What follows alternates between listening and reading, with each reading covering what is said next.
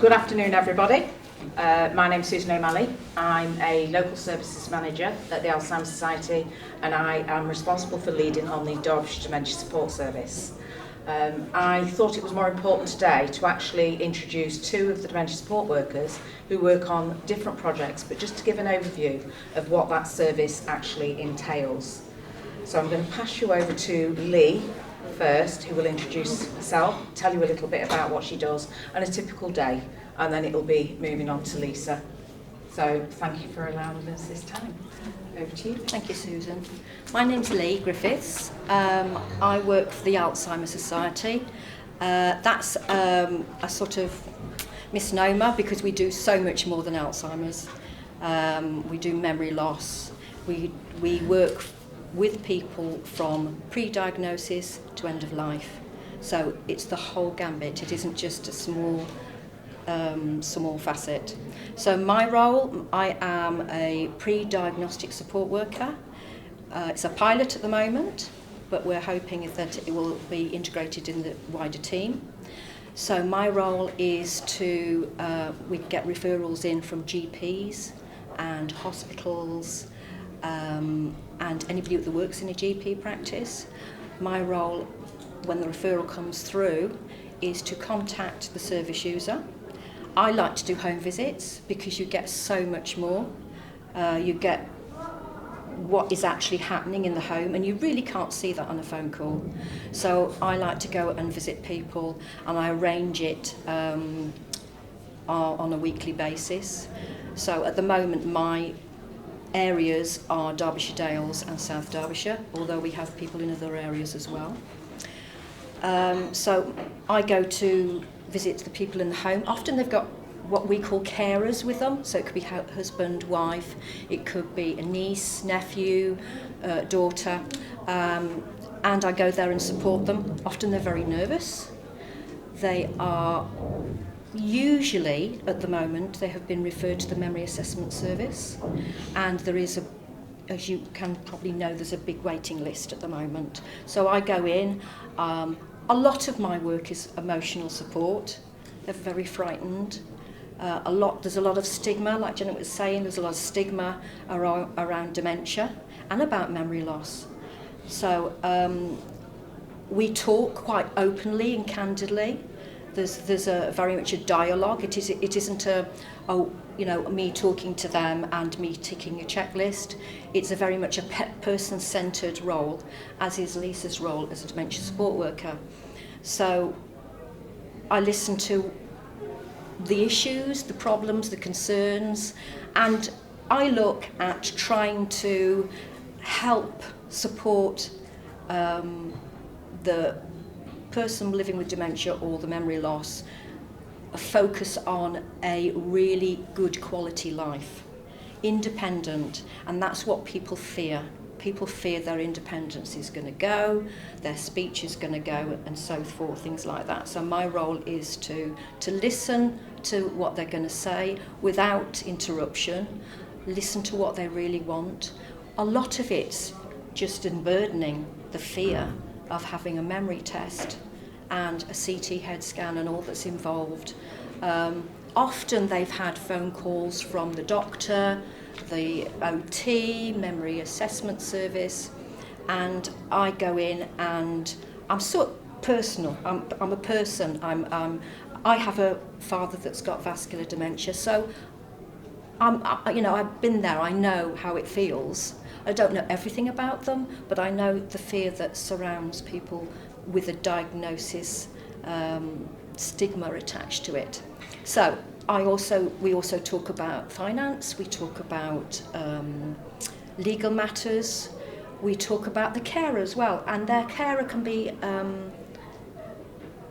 a service user in their own right.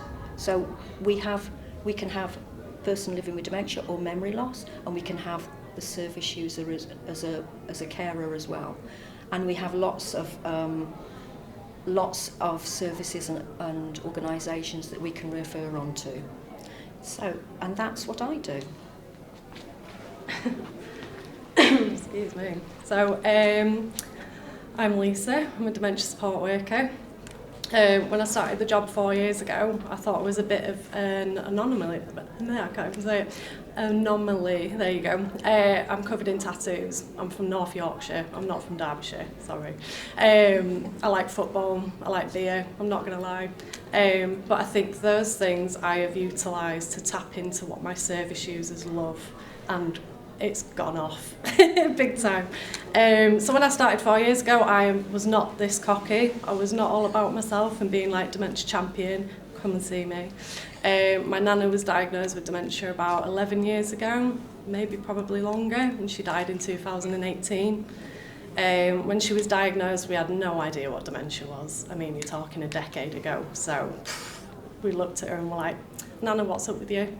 I don't know, love. Right, okay, so we'll try and get you assessed and all that palaver. What my aunties didn't have was the support. So they didn't have you.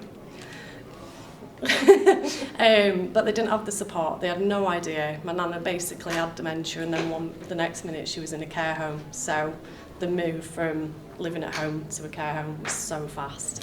My relationship with my nana changed dramatically. I saw sides of her that I never saw when she was just my nanny. My nana with dementia still remembered that I liked fudge.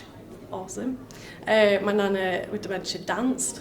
She did all sorts of wild, crazy stuff. But that relationship to me was so important because it made me more obsessed with dementia and actually how fascinating it changes, you know, or how different it is from person to person.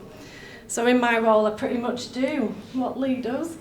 We do benefits, we do the boring financial checks, we do like the boring conversations about lasting power of attorney. We do home visits, and then in home visits I am wearing a Sheffield United badge, so please don't boo me as I go out. But that usually comes up in conversation. So if there's a man there and he doesn't want to have a conversation about dementia, I'm not being stereotypical, but 9 times out of 10 he'll clock this badge and he'll be like, oh, you're a blade. Oh. Bearing in mind we're in Derbyshire, so it's either Chesterfield FC or it's Alfredton Town, which we're obviously near. But that gets the ball rolling, and I found, you know, those conversations, we don't even have to talk about dementia, but face to face and having that conversation, I get to work out what their needs are, actually.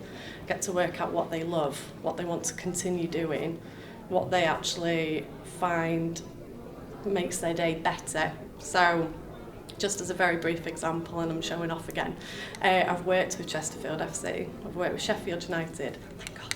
I've worked with Sheffield FC, I've worked, or will be working with Alfredton Town FC, and I've gone to each team and I've been like, well, not the team, because that would be too much for me, but I've gone to each club and I've said, what are you doing in the community? What is it that you do or what you provide for elderly people, socially isolated people, younger people with dementia, because there are more referrals coming through, even people over 65. So one service user of mine, massive Sheffield United fan, so when I went to his house, that's all we talked about, but noticed he had issues with mobility, he has issues with speech, he has issues with isolation because he doesn't want to do anything but go and see Sheffield United. So one thing that I'm most proud of, and I'm sure Susan and Lee are very bored of this because I talk about football all the time in meetings now, facilitated him with the work of Sheffield FC to go to a game, and it was honestly the most beautiful thing I've ever seen. This guy, who was a massive Sheffield United fan, not FC fan, is now classed as a legend at the club. He wears his Sheffield FC shirt and his cap and his badge. His wife has to go with him, bless her, but I'm sure she doesn't mind. And he knows everybody at the club because of their community links, because they work so hard with socially isolated people. They made him feel like a king. I've seen him at home games and I get the odd wave, and then I get asked who I am and what I do, which is standard for him in particular. But that's, I mean, I could talk about my role more, but that's just one little bit. That's one part of our support network system, whatever, that I just wanted to tell more people about. Because it's fine on Zoom, but you're all here, so I might as well tell you. But that's got him out of the house. His wife said he's happier, you know, he's more lively during the day. If he goes to a home game, you know, it ends at about 5, so when he gets home he's tired, but he's tired because he's done something and he's gone out and done something. He's not tired because he's got no stimulation or he's just sat at home watching telly. So I do other things as well, and if you come and see us at our stall in the hall, we'll talk to you about anything and everything. But again, I just wanted to tell you about that, because dementia support, it shouldn't and wouldn't ever be just the financial stuff. It wouldn't be the boring stuff. It wouldn't be the conversations about how worried they are or how scared they are, which we have. We do talk about them as well. We have those conversations, but it's about the fun stuff. So like football, if you like singing, come to our group. If you like chatting and having a biscuit, come to our groups. If you want to know about any other groups in our areas, I cover Chesterfield and North East Derbyshire, come to me and I'm sure I can point you in the direction of somewhere fun, so that person with dementia has fun and forgets even for an hour about how rubbish that can be for them. Is that enough? But yeah, come and see us, we're in there, we'll talk to you about dementia.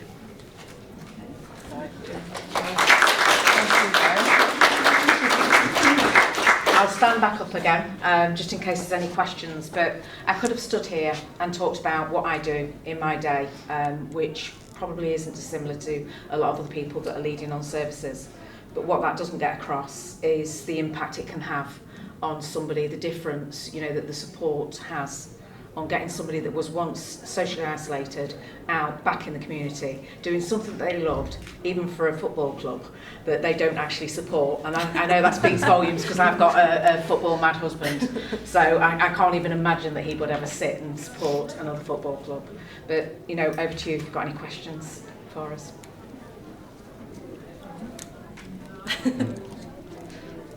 Okay. Well, thank you. Thank you for listening. Thank you.